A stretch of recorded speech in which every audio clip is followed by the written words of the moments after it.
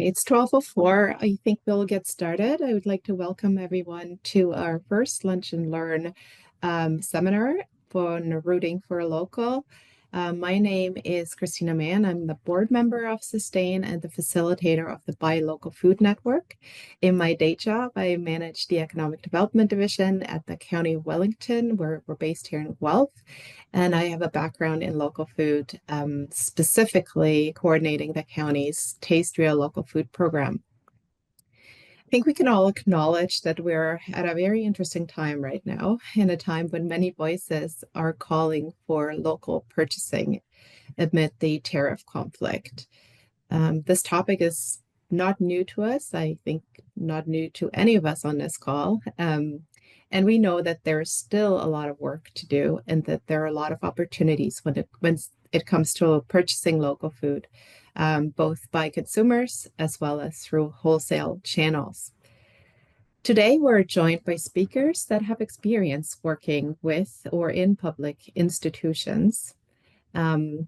And we've asked them to share the barriers and successes they have experienced and how purchasing local food can strengthen our community resilience, support the economy, and create sustainable food systems. I'd like to get started by acknowledging the land. Sustain acknowledges dual governance on these lands, including Indigenous and settler governance. Our work brings together organizations to create collective impact towards equitable and sustainable food systems, with interest in jointly elevating Indigenous-led priorities. And I assume that many of you are familiar with Sustain, but in case not, I just want to provide a quick overview. Sustain was formed to do collaborative policy work across organizations aimed at the provincial level. This is the first of a series of Lunch and Learns hosted by us, and there are a few reasons for hosting this event. One is to highlight the work of network members and allies working to strengthen our local food system through their daily work. On the slide, you can see the different network Sustain has, including Buy Local Food, New Entrants in Foodland Protection, Poverty Reduction, Workers' Rights, Housing, Community Food Production, and Edible Education. And that includes food literacy and school food, excuse me.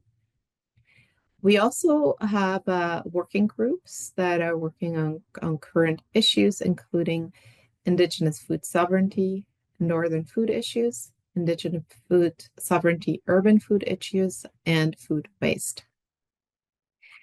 And the second purpose of these Lunch and Learns really is to animate and create further discussion on policy recommendations for the provincial government that emerged through a recent participatory policy development process.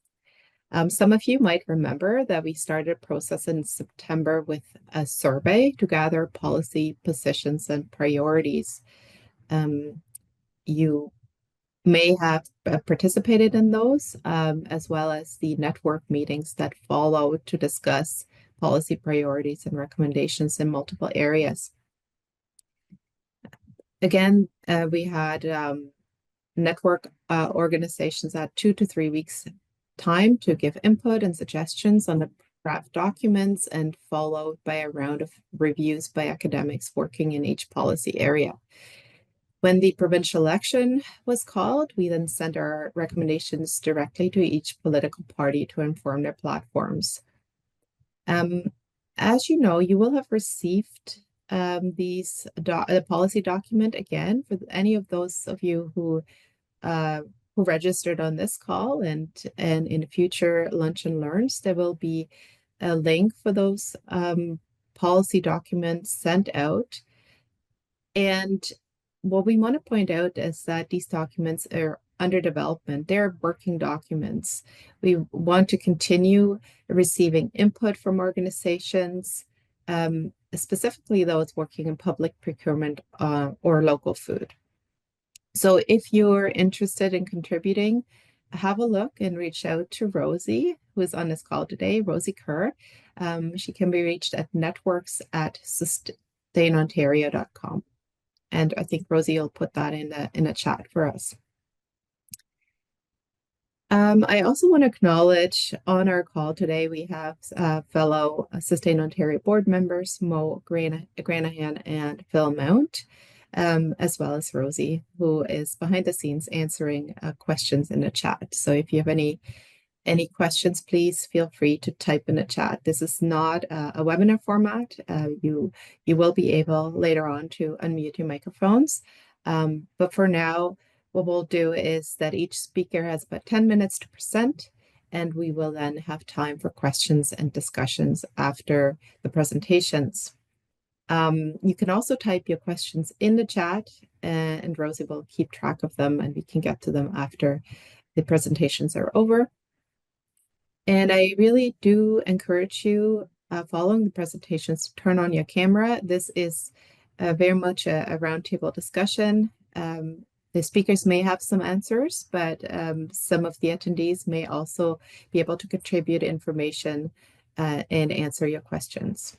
So we will be recording the speaker presentations, but the discussions will be off camera.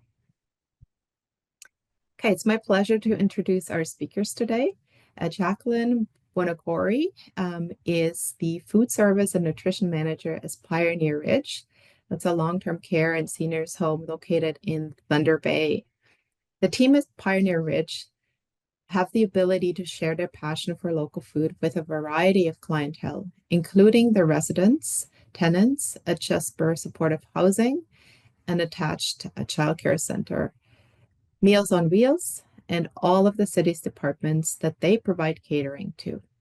Pioneer Ridge is a leader in local food procurement, and Jacqueline will be talking about the why and the how and their successes and challenges in that space. Welcome, Jacqueline. Next is Amy Ford. Amy is a former healthcare food services leader, now dedicated to catalyzing systems transformations for improved human and environmental health. Currently, Amy serves as Director of Planetary Health at Nourish Leadership, and Nourish works with healthcare organizations, communities, and policymakers throughout Canada to improve food and healthcare, one hospital tray at a time.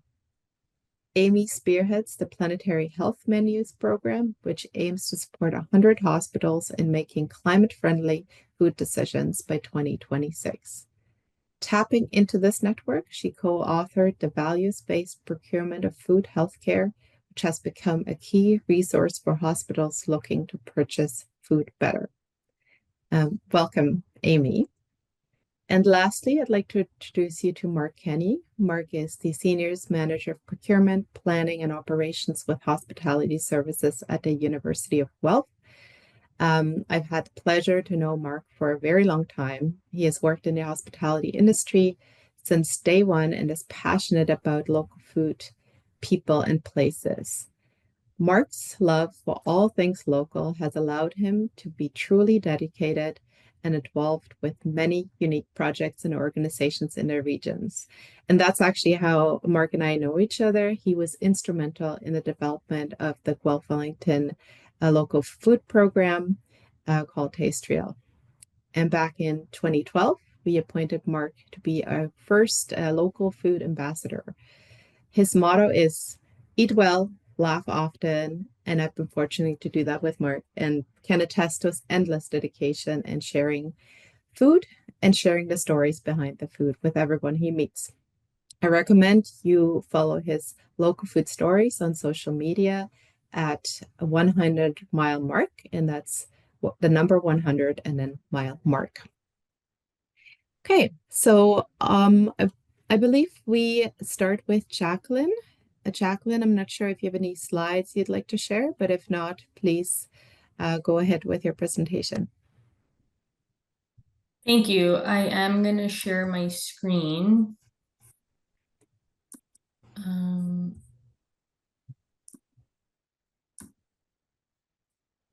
Let's see. Is that working?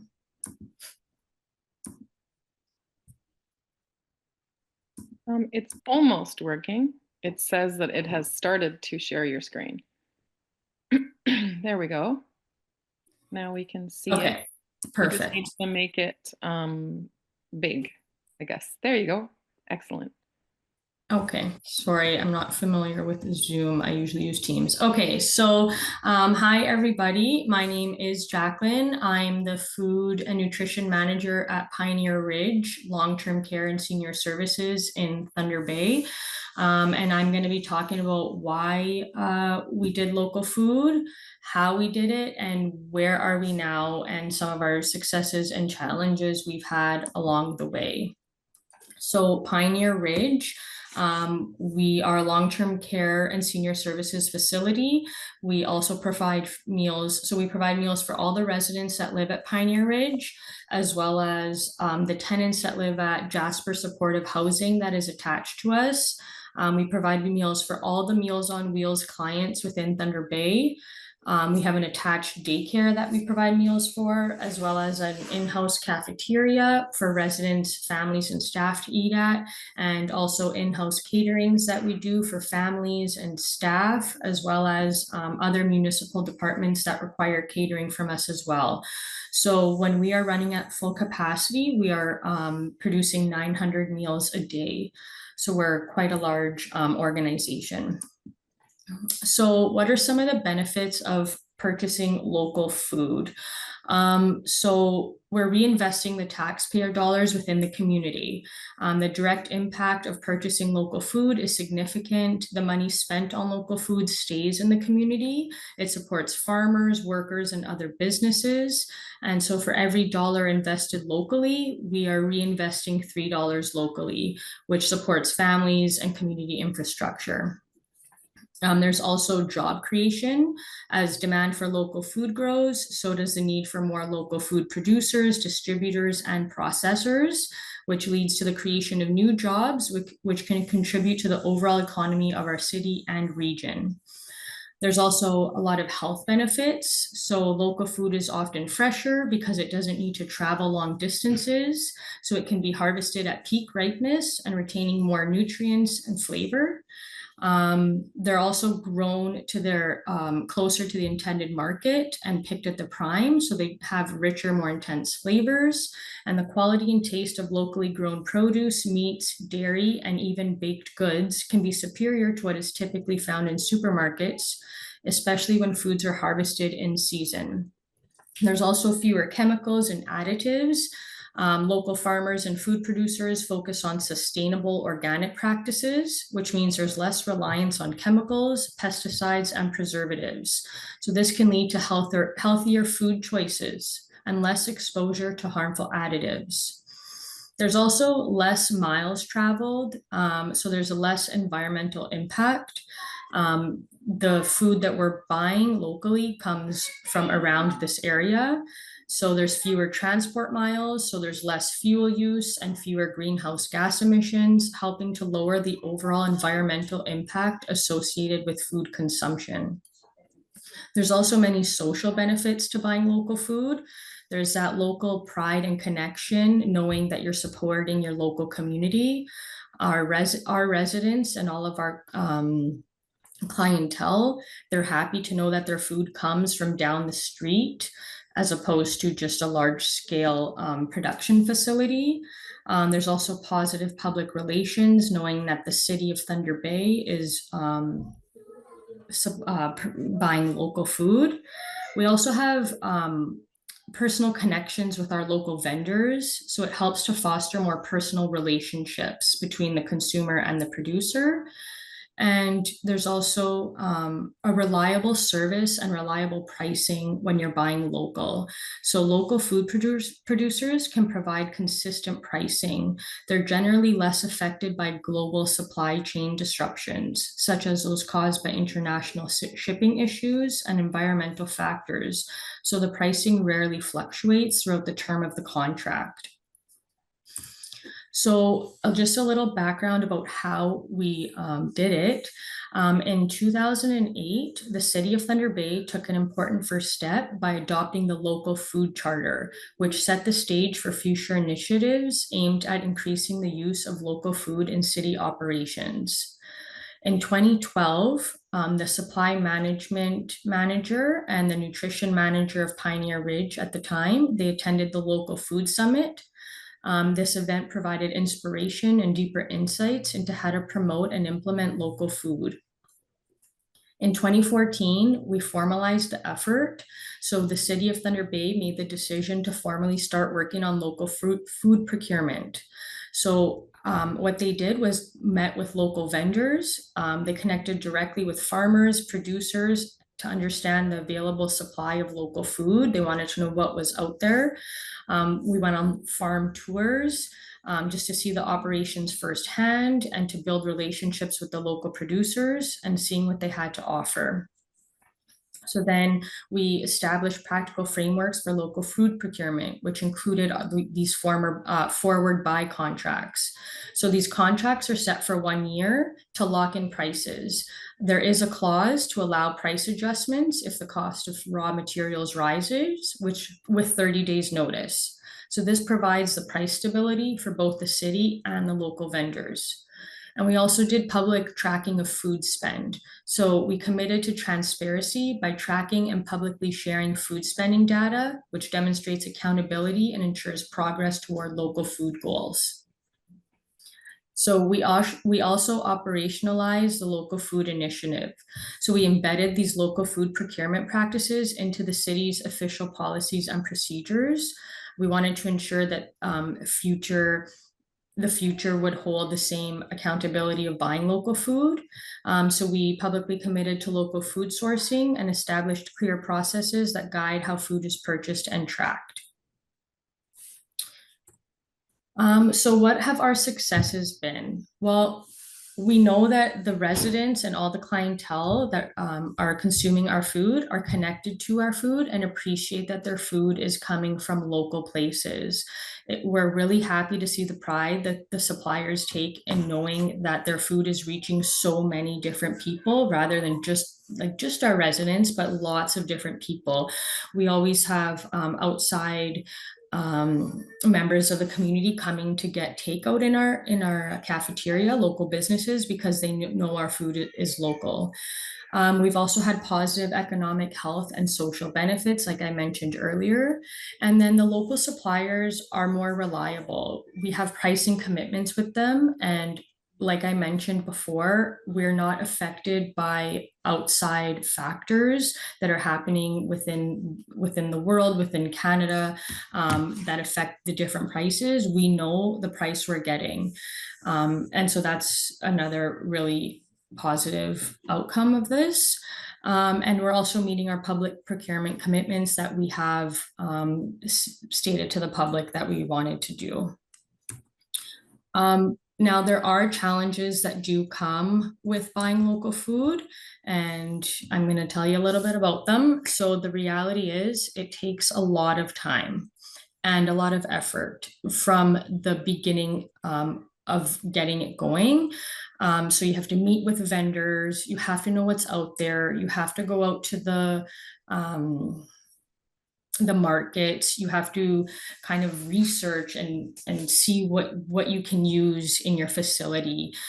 We also had to sample the products. So not only do we sample them, but we take it to our food committee meetings so that the residents can tell us, do they like this? We take it to the food committee at the Jasper Supportive Housing. So the tenants there, they have a say if they want to eat it and want to see it on their menu. Once we're able to figure out where we can use these products, we have to come up with a price agreement with the vendor, which also takes time. Then we have to put it into the outline agreement and into the contract.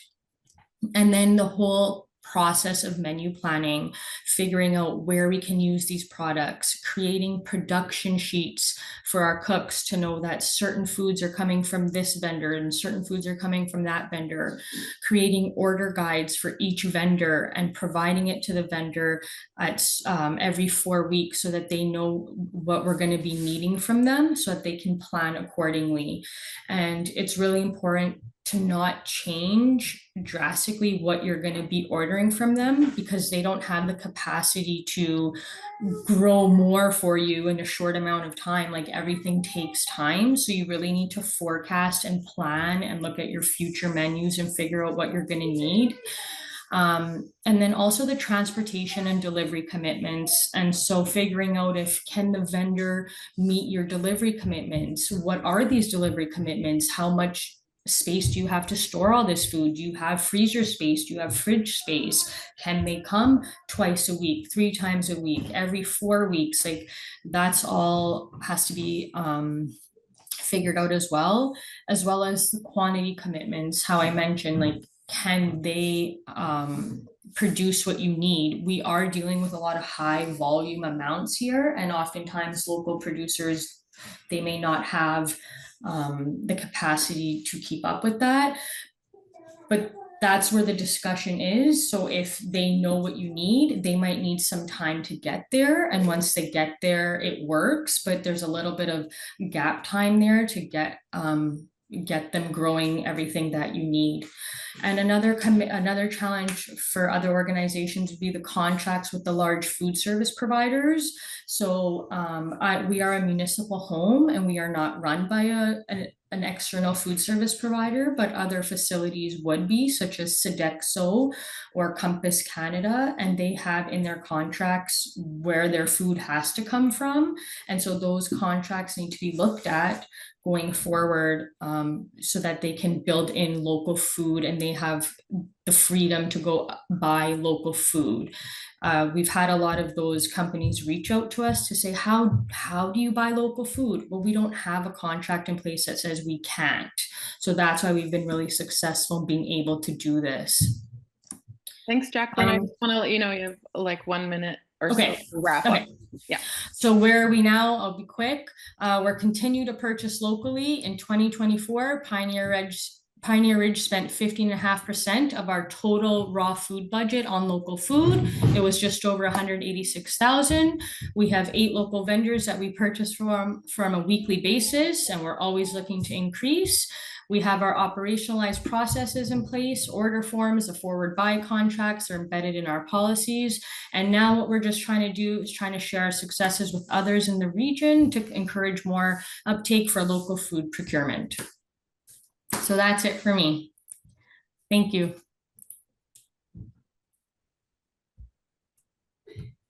Thank you Thank so you, much, Jacqueline. This was great. And yeah, I have some questions for you already. This is very impressive progress that you've made, and the commitment from your municipality is significant.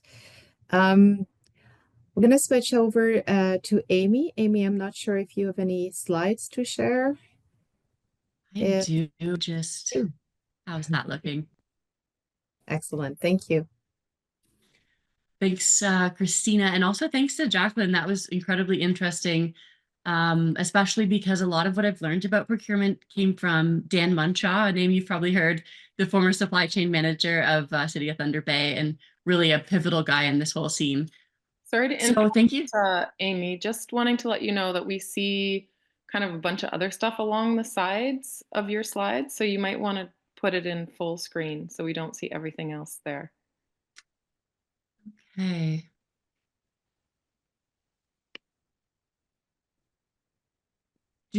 What do you see when I share it? Is it just because you see the URL, or do you have my whole background?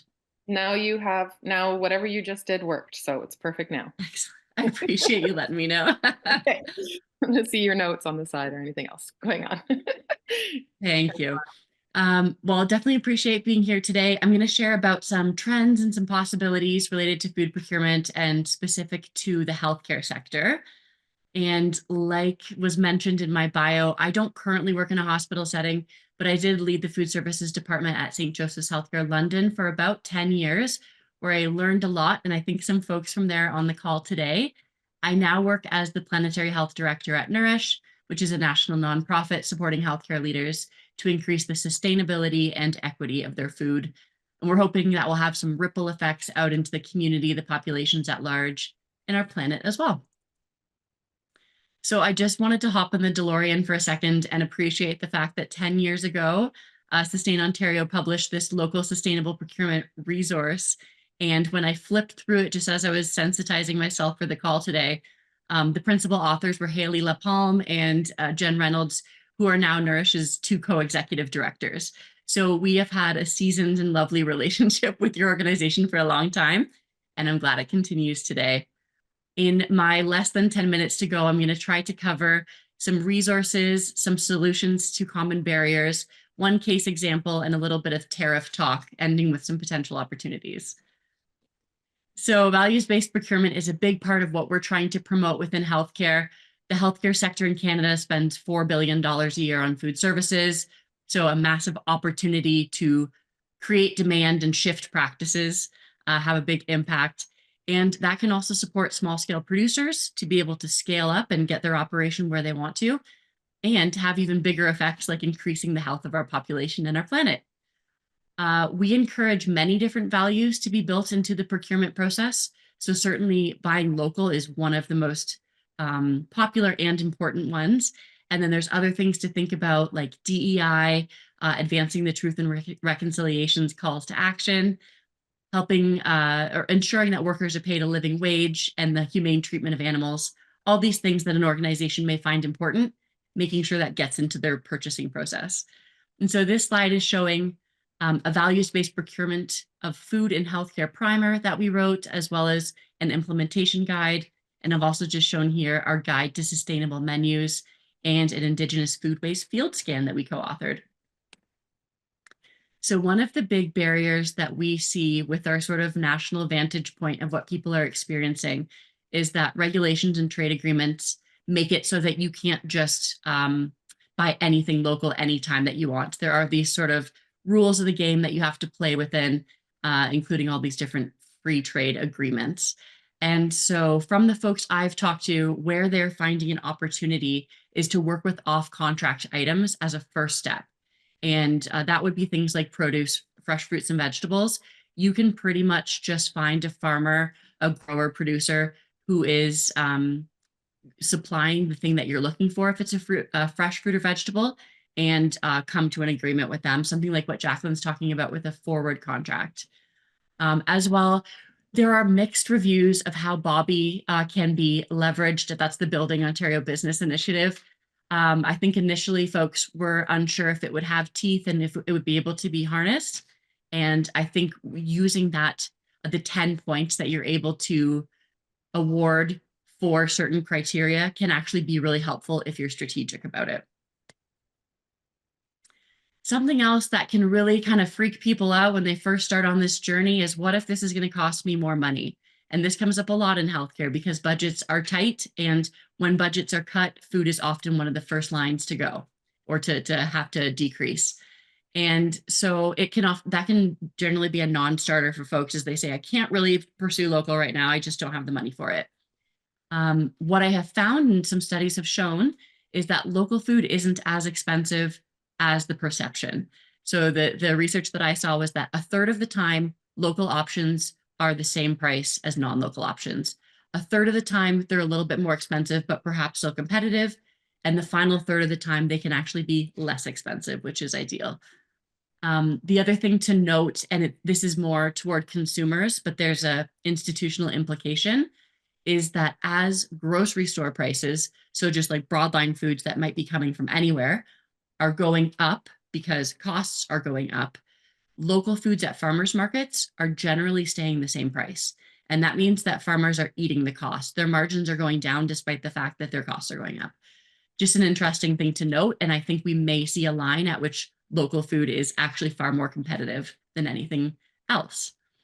When we talk to folks who are really interested to improve their food offerings, but they're a little bit scared about the money, one thing we talk about is that improving your food, many of the initiatives are cost saving.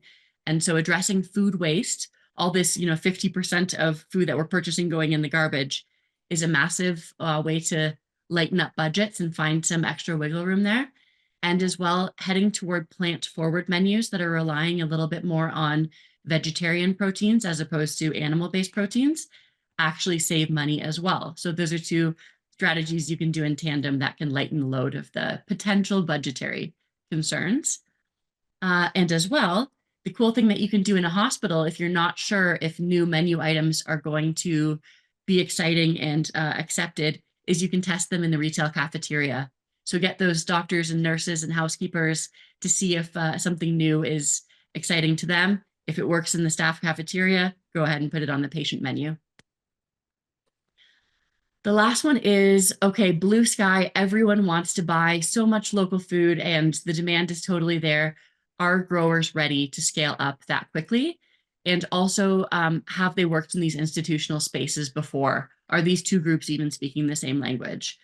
And what we found is that institutions generally have a way that they promote their things that are going to tender, their RFIs, and those aren't necessarily the exact same things that farmers are looking to find business from. And so I've used this really old-timey radio, but the suggestions would be, as opposed to just popping something on the Ontario Tenders portal, perhaps attend an industry event, like what Jacqueline was talking about with this local food summit. I believe one of the suppliers that now supplies the long-term care home, My Pride Farms, that grows veal, was because of that event. They physically met in person and now are one of the meat suppliers. You can call people directly. You can get your boots on the ground at their farm, do a radio interview, advertise on Facebook, kind of think outside the box. And I'm sure I saw Dina D'Ambrosio on the call, so I'm going to use you as a case example. But St. Joseph's Healthcare London, here where I'm from and where I used to work, has done incredible work with trying to promote local food purchasing. They did just that. They tried to get really creative with where they put their RFI out. And I'm so proud to say they were able to go from 33% local purchases to 45 within 2 years of effort. So really impressive. But the part that I want to really underline for you is the lettuce they used to get from overseas is on the right there. It's looking a little bit brown. It's not very exciting to the eye. And their local lettuce, which they got from Welland, Ontario, is this gorgeous dark green, nutrient-rich, far more appetizing cup on the left. So hugely important. They said their patients loved it, reduced waste from spoilage, and people were just talking about how fresh and delicious it was. And then I just wanted to bring mention to our team hosted a conversation about the implications of the tariff war earlier this week on Tuesday. And we pulled some thought leaders together to give us their opinions on what's happening, what it might mean, what it might lead to. And some of the key takeaways for me were that this is leading to increased local demand. I think we all knew that based on the folks beside us in the grocery store flipping over watermelons to see if they're from around here. We've heard that institutions, we were talking specifically about healthcare, need to be a little bit more nimble. So we've often thought that the menu is going to drive what people produce. And right now we really need to have our menus be driven by what is produced. So flipping the order of operations there. Building new partnerships, working with people you haven't worked with in the past. I think Haley, our ED, said this is a moment to recommit to our values. And I think that's really important to think about. Lots of opportunity to aggregate demand because we're getting a national school food program. And one of their hopeful values is it's going to feature local food. So if they're going to buy a lot, if healthcare can commit to buying a lot, perhaps corrections or defense or academia, if we can all get together and build demand, that's going to be far more powerful than doing it alone. And the last thing is, 5 years ago, the pandemic happened. We got pretty scared about the volatility of our supply chain. Here we are, we're in a tariff war. We're again seeing those weaknesses.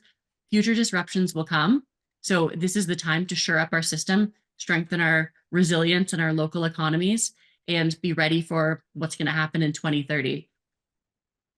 And I've just outlined 8 opportunities here. I know I'm probably nearing time. So just to really wrap up is establishing clear values, building that into your supplier evaluation, prioritizing this local sourcing, committing to cost reduction in other ways so you can make this happen.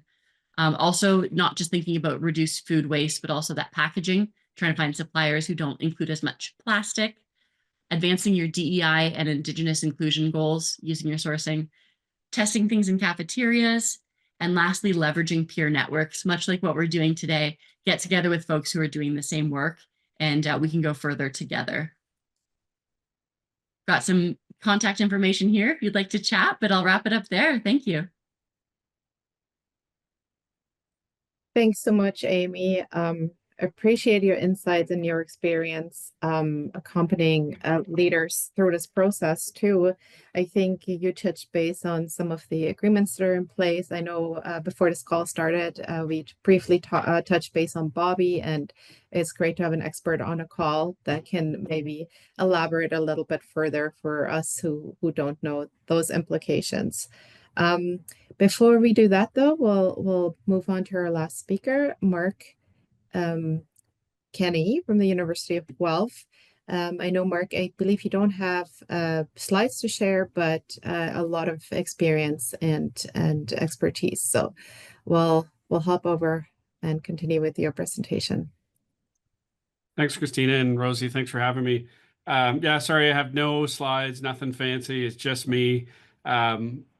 I didn't really even actually know what to talk about today. So I'm just going to tell you a little bit about what's happening at the university. If you don't know, there's lots of names on the call that I don't recognize today. So that's really great for me.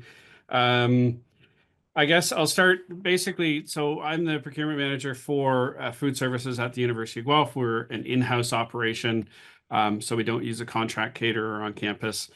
We have all of our own chefs, all of our own staff, and we are very fortunate to have some really amazing staff, which is difficult these days in our industry. We're about 25,000 students, faculty, and staff now. Definitely going up every year. We had about 2,000 additional first-year students this year that we weren't really planning on. So that created some issues for our teams on the front lines, but everybody's done great, and everybody is happy that the first exam is coming up very soon, because that means the semester will be ending, and everyone could take a break. Again, because they don't really, they get a break at Christmas and they get a break at Thanksgiving and March break, but those are really the only ones. So they are really on the ground day in, day out. We have, interestingly enough, we have, unlike a restaurant, we have the same customer every single day. Our primary customer, which is our first-year students on meal plans, the same customer every single day, breakfast, lunch, and dinner snacks for 8 months. So it's a challenge to keep the menus interesting. I say it's a challenge. The food's great here at Guelph. If you ever eaten here, it's fantastic.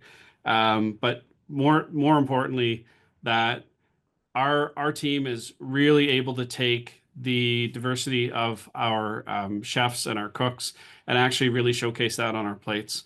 I think we have about 15, 16 different nationalities of chefs and cooks on campus. So our food is really diverse, just fantastic flavors from the north of campus to the south of campus. I think we have 4 different butter chicken recipes, or different chefs that make that. So it's not the same. No matter where you go, it tastes different, which is fantastic for our students.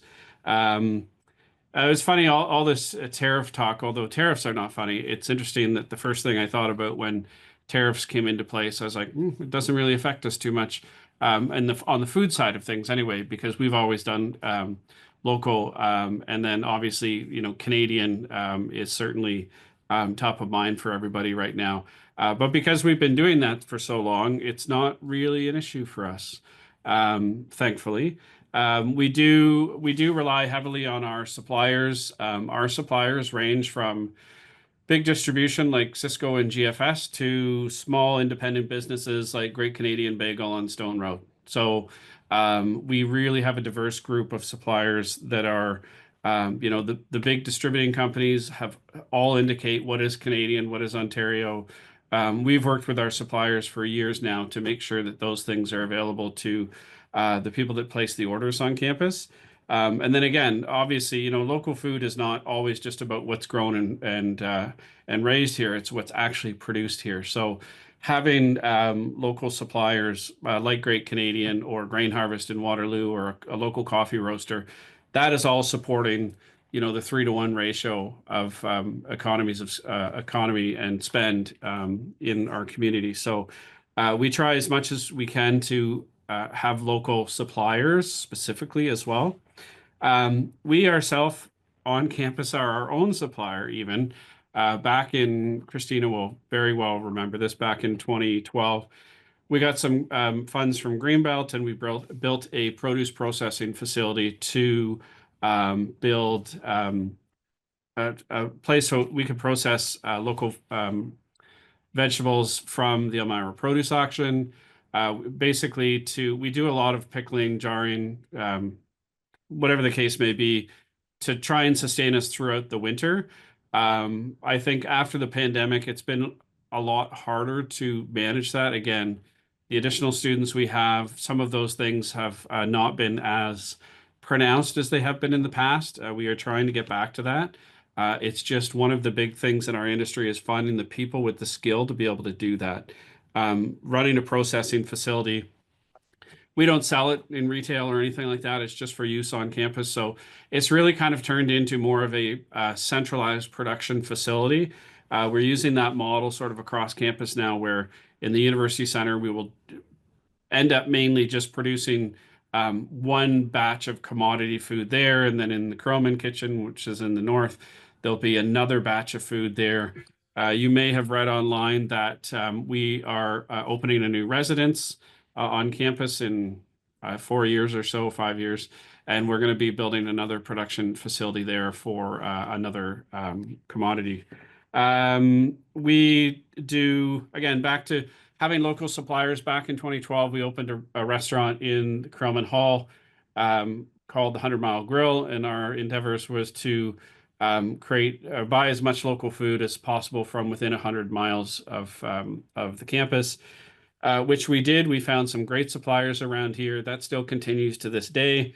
Again, a lot of that food is food that is processed or produced locally from bake shops and cheese companies and all that sort of stuff. So it's not hard to do, but I think it was Amy that said it takes a lot of work to actually get all that done, and it takes an enormous amount of work, but it is definitely worth it.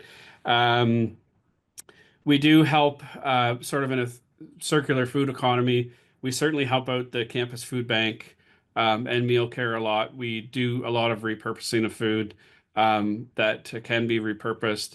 If it can't be, we have a huge composting program on campus. We buy from the organic farm on campus. We have our own apiaries on campus. We've always used University of Guelph honey for, I don't know, 15, 20 years now. We also, as much as we have to serve students, being an educational institution, but not in the academic side of our world, we want to educate our students so that when they leave first year and they have to cook for themselves, we want them to be able to have some skills to do that. We can't necessarily teach them how to cook, but we can help them. So we've developed some recipes that are easy to source ingredients, easy to cook. There's some farmers stories in there. We always link a recipe to a farmer. It's a little bit of a side project. I'll give it a plug. It's called Cooking by Degrees. It's produced with Canadian chefs, specifically from universities in Canada and colleges for that matter, to produce a bunch of recipes so that students can download them and take them when they leave or even now. And it's just simple, easy stuff to cook. Just as important as, like I said, for us to feed students, we want them to be able to feed themselves when they're done. So that's a nice piece for them. You want to Yeah, just I wrap think, up, Mark? yeah, Just sure. I'm done. That is, I mean, I didn't want to say like stop now. That's our little quick story. I was really more kind of thinking I'd be available to any questions Great. in the broader public sector piece. I do have another meeting at 1 o'clock that I have to go to, though. So just FYI. Yeah, which is why I was trying to bring us more towards like some questions and discussion. Thanks, Mark. Yeah. Over to you, Christina. Thank you, Mark, for a brief overview. It's been a pleasure touring some of those facilities and processing rooms you've built at the university. It's a unique opportunity in your facility, but speaking to long-term care home and hospitals, if there's space, that is one thing. It is very costly, as you had mentioned, but then there's the skills component, and I think that's something we've heard a lot in doing this, trying to connect institutions, but also trying to connect restaurants with some local suppliers. It's a big part of that missing, or that missing link, is the skills in their staff. And uh, you know, and it was a question actually for our first presenter, Jacqueline, too, is, what are you sourcing local? What are you able to source local in that quantity? And how can you, and how do you then process it? Because you're going to get a whole chicken, or are you getting chicken processed a certain way that you can then easily turn it into a meal for hundreds of people? I think that was is an interesting part of this local procurement for a larger facility. So I don't know if Mark, you want to speak to that, or maybe Jacqueline wants to speak to that skills gap and how you have addressed that. Go ahead, Jacqueline, if you want. Okay.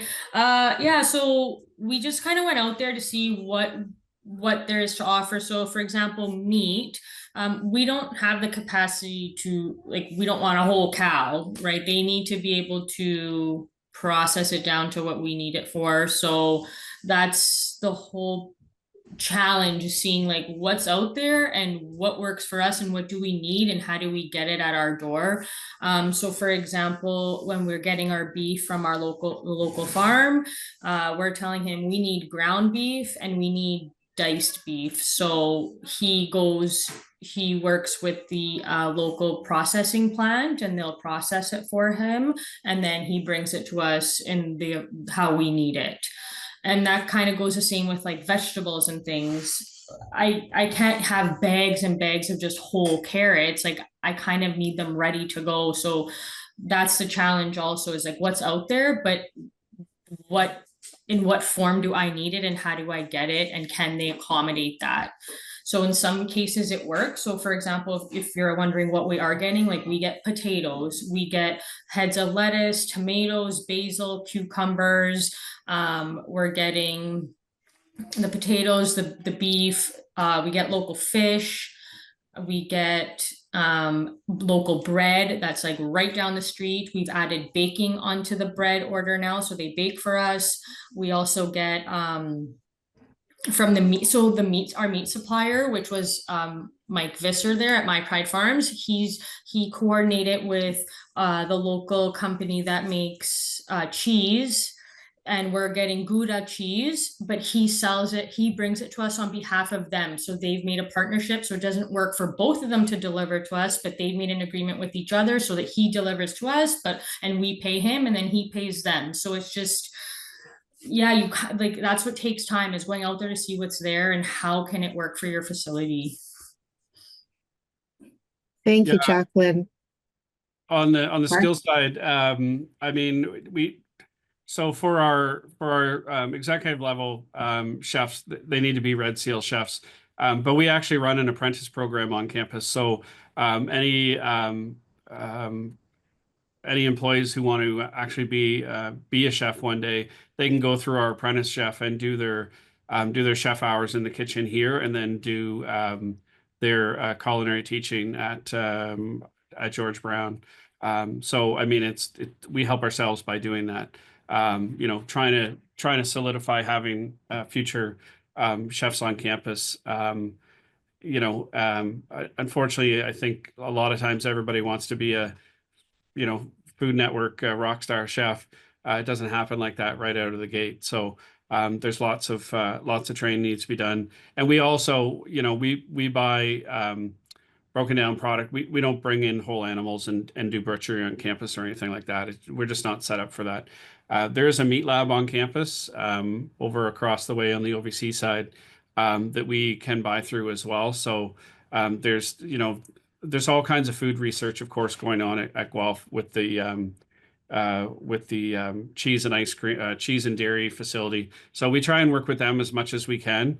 But again, they're not really set up to provide the amount of product that we need. They're not running commercial kitchens. They're running research. So, but we do work with them to try and do small things when we can. But the campus organic farm we buy from as much as we possibly can. So that helps them out too. Thank you. There's a question in the chat around research by universities or any other institutions on the subject of local food. Is there, have you in your work benefited from that, or is there any specific list of key research that you would be able to share with the group? And maybe that's also a follow-up type of question. If anyone on the call has some really good research or resources to share, we can certainly take those in at Sustain and then disseminate that information. Yeah, But please go ahead, our speakers, if there's something you'd like to reference. we've done some work with some researchers specifically on campus. I don't know in particular the professor who was mentioned. A lot of times our business does not, I mean, we're not connected to the academic side of the school because we're running an ancillary service. If they reach out to us and say, hey, we want to work with you guys to do some research, we certainly would do that. I think our executive chef probably deals more with that one-on-one than me from a procurement standpoint. He would be more involved directly in any food research that we've done. So he's probably done a bunch of things that I don't know about. But I know that we do work with the greenhouse, the greenhouses on campus, and we actually do grow some of our own foods, also to teach our apprentices how to actually grow food on their own. So we're involved a little bit, but probably our executive chef is involved in a lot more ways than I am. So thank you. I know Jacqueline talked a little bit about shifting food choices to what's available locally. But the question is, could that lower costs and improve nutrition? I believe or maybe it was Amy that showed us this beautiful picture of lettuce that was nutrient dense. But Amy, is there something you could add to that in terms of cost? I know you mentioned it in your presentation a little bit. Yeah, I think cost and nutrition are both really benefited from localizing procurement. When I think about nutrition, and exactly, it's that picture of the dark green lettuce compared to the white lettuce, basically, was on the right. It's kind of the tale as old as time with that tomato that's been picked so far away and it was still green when it was on the vine. And then it takes the truck all the way up to Ontario and finally is ripened. And it's halted its nutritional development at that green stage. And there are limited studies that show when you compare the two, it's more nutrient dense when it's local. But the other thing I'd say is that it's not nutritious at all if they don't eat it. And so these beautiful foods that are they smell great and they're compelling and maybe they're coupled with a story about this beef is from Mike Visser's farm. That's the food that gets eaten as opposed to ending up in the trash, and that's really where the most nutrition happens. And the cost, I think I was mentioning, it's a sort of a third, cost neutral, a little bit more expensive, a little bit more of a savings. Thank you, Amy. There's another question around producer co-ops. Have you any relationships with co-ops? Do they play a role in meeting your procurement goals and agreements? Mark? I can answer that. So I actually run a co-op purchasing group for 16 universities in Canada.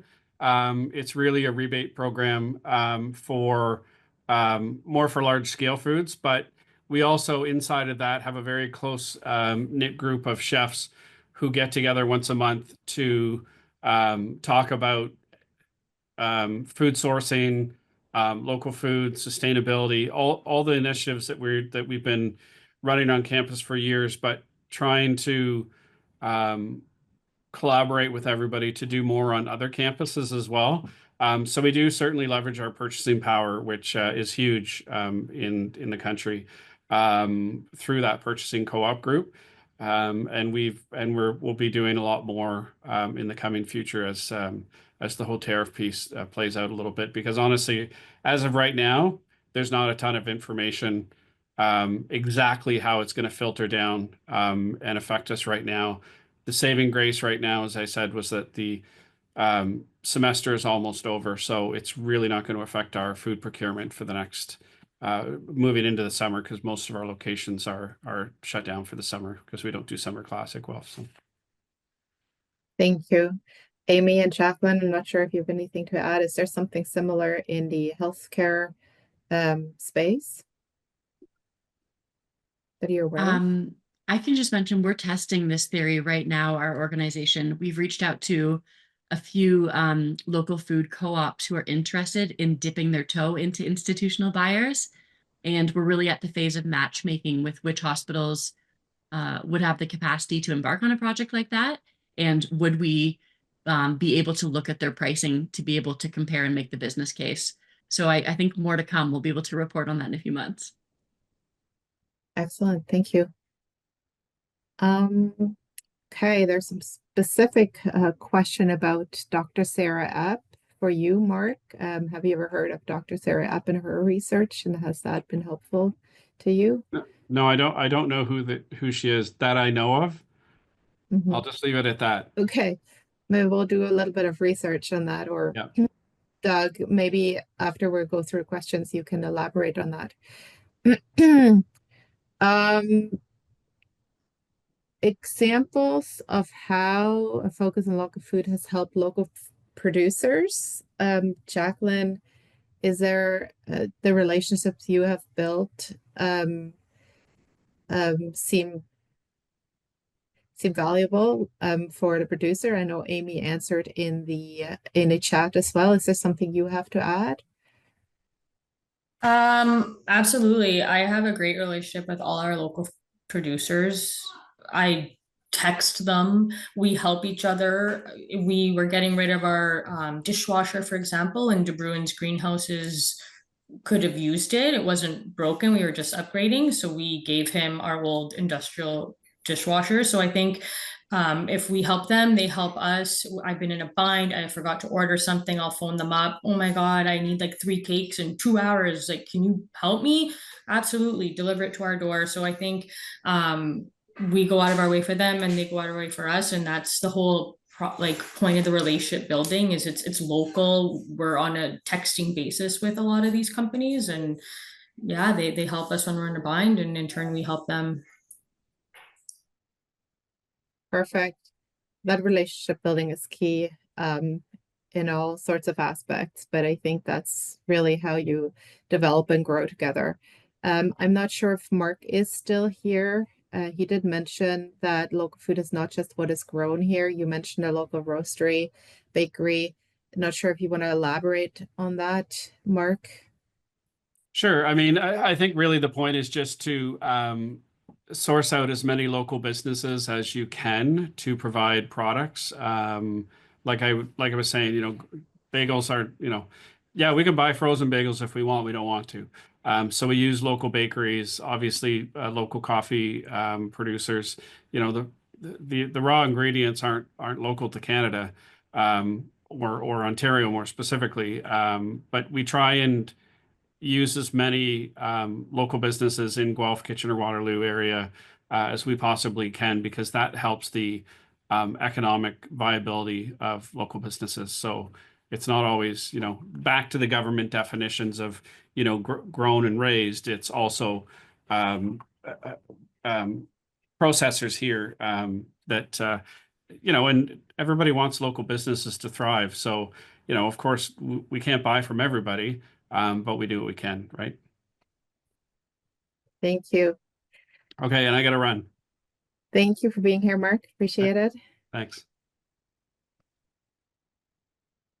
So I have a few more comments in the chat. One is around local procurement is also promoting low carbon meal consumption from Aster.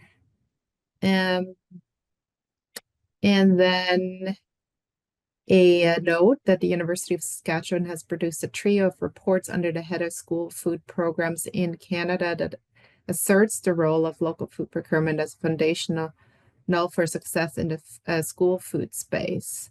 Oops, there we go. Oh, thank you, Anna, for providing some insight on Dr. Sarah Epp project. So yeah, please keep on sharing some of those resources. And even after this call, we'd be very happy to receive those. Rosie has shared her email, I believe, and we'd love to hear from you. I'm not sure if there are any other questions or discussion points. We're a couple of minutes over allotted time here. Thank you, Rosie. It's networks@sustainontario.com. And I believe that information can be found in your confirmation email as well.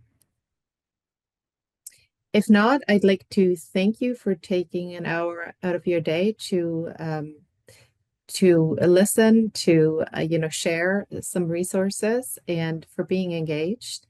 I really appreciate it. And yeah, keep on sharing resources, and we're looking forward to engaging. I think the next webinar, Rosie, when is the next Lunch and Learn?